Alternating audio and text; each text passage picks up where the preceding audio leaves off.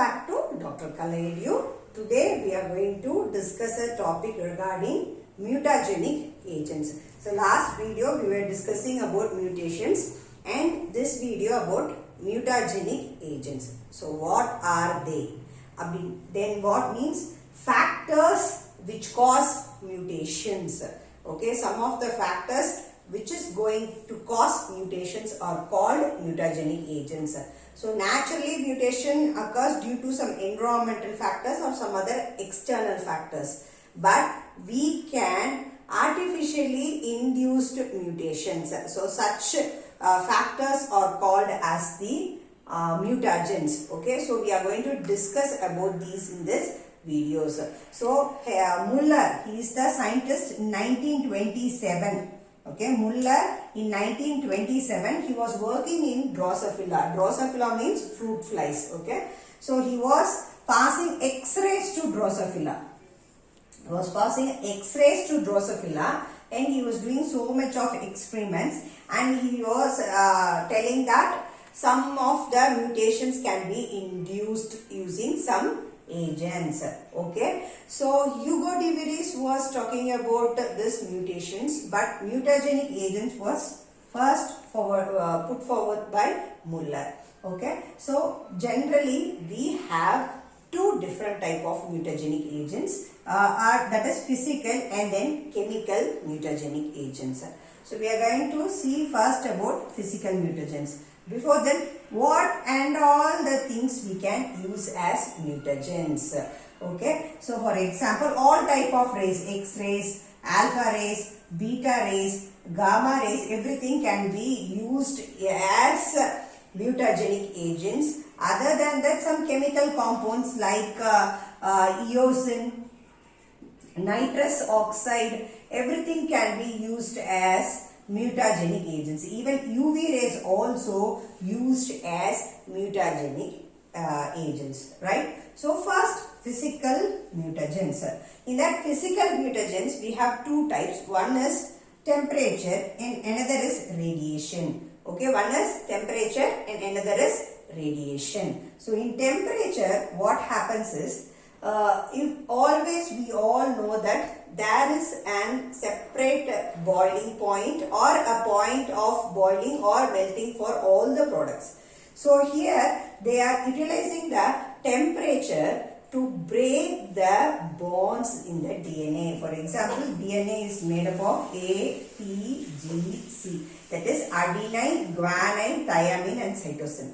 Here always A will pair with T and G will pair with C. What happens here is they are bonded with hydrogen bonds. So when the temperature is given, what will happen? These bonds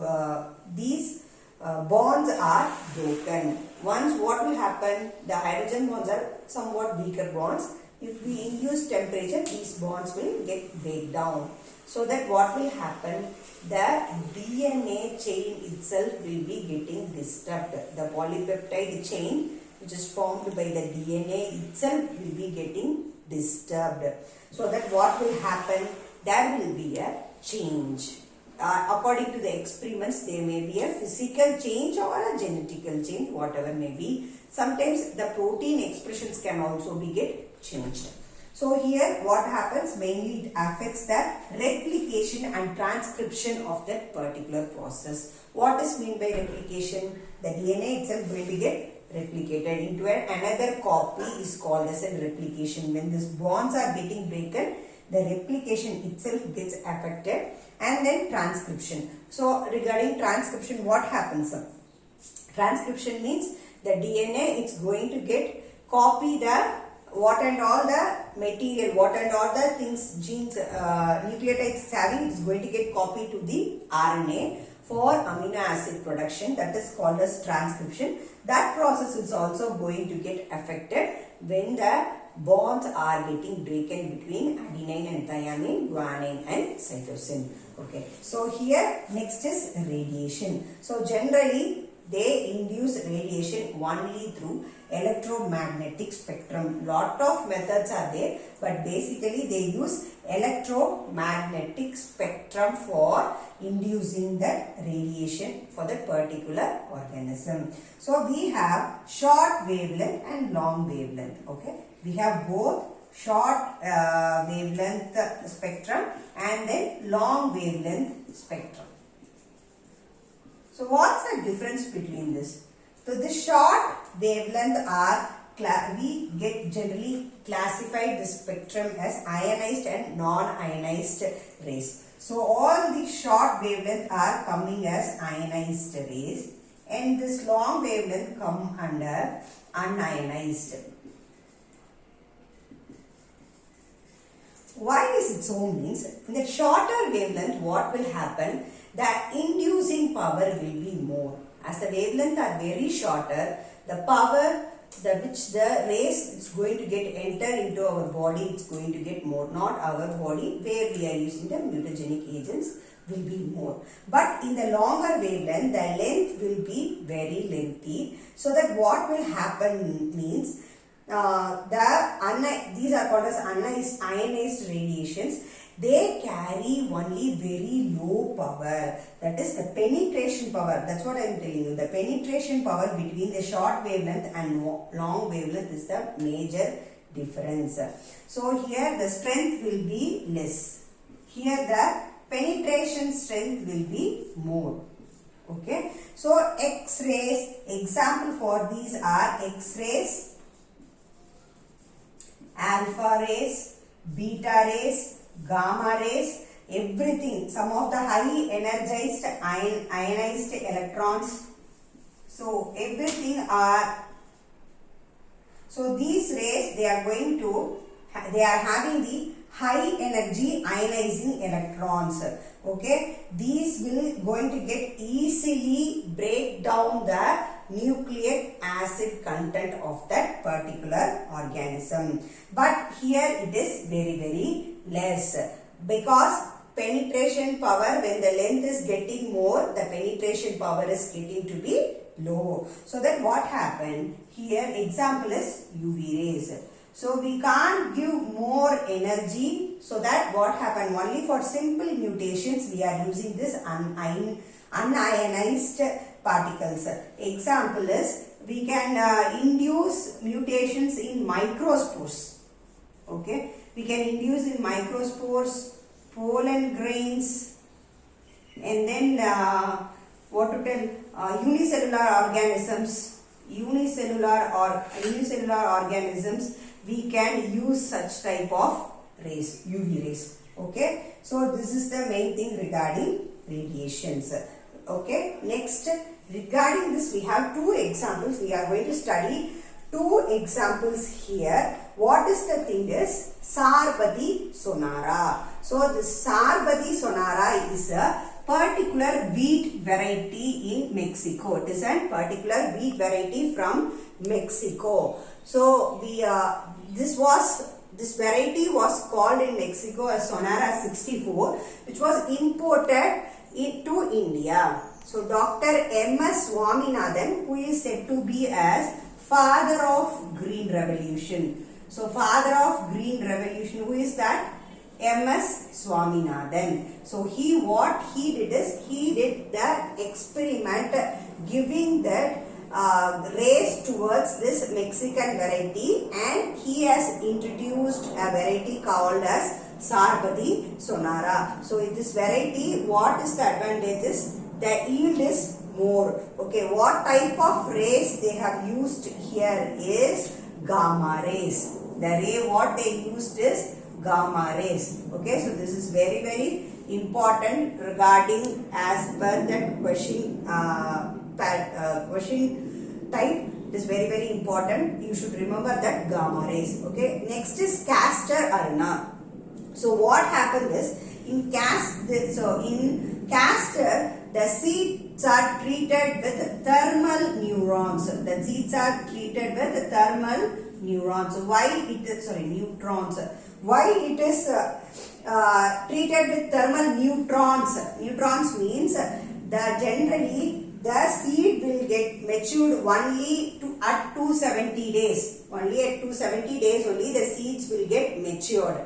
But instead, after treating with this thermal neutrons, the seeds maturity has reduced up to 120 days. So the new variety, mutant variety is 120 days. Next is chemical mutagens. So chemical mutagens, regarding chemical mutagens, so Orberg, okay, Orberg. So he is the scientist. First, what he did, he is the one worked on chemical mutagens, Orberg. Okay, so in 1944. So what is the thing is, here so much of chemicals can be used as mutagenic agents. Mustard gas, nitrous acid, eosin, ethyl urethra, manganese salt. Variety of chemicals are there which can be induced mutations. Here I have only sum up very little. Okay, so in this, what is the thing is mustard gas. This mustard gas is used in the First World War. This mustard gas is used in the First World War as a chemical weapon. Okay, so it is an extra information. So mustard gas is used as a chemical weapon and it is named as dichloroethyl sulfide. It is named as, chemically it is named as dichloroethyl sulfide. Okay, so here they have given example for you as nitrous oxide. So nitrous oxide, the power of the nitrous oxide is it can alter the nitrogen base of the DNA. What are these nitrogenous bases? Adenine, thymine, guanine and cytosine. So it can change the nitrogen bases of the DNA. Due to this alteration, what will happen? The expression of that particular nucleotide itself will be totally changed, or else the polypeptide expressions also will be changed, which is going to affect the particular amino acid expression. Okay, so that the changes can be done using the chemicals. So depend upon our research, we can use whatever chemical mutagens it is to be used. So next is co-mutagens. So what is this co-mutagens? Generally we all know in chemistry about catalyst. So catalyst, what is the work of the catalyst? So it's generally going to enhance the, speed up the particular reaction. So here the co-mutagens also, as like catalyst, they also enhance the speed of that particular chemical mutagen which is used in that particular experiment. Example they have given here is ascorbic acid. When hydrogen peroxide is used, for a particular mutation, for inducing, they are using hydrogen peroxide. At that time they will use ascorbic acid also along with hydrogen peroxide, so that it will help the hydrogen peroxide to give better result. That is it is going to enhance the reaction of this hydrogen peroxide, and this is called as co-mutagens. So this is all about physical and chemical mutagens. Here mainly you want to know what is the effect of temperature when it is induced. And second thing is you want to know about what and all the shorter wavelength and longer wavelength. What is the impact on that?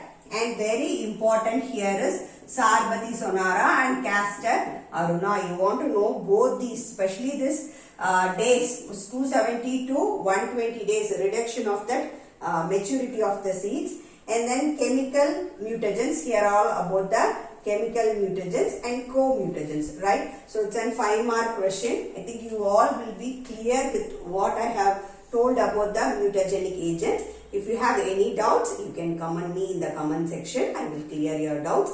Thank you.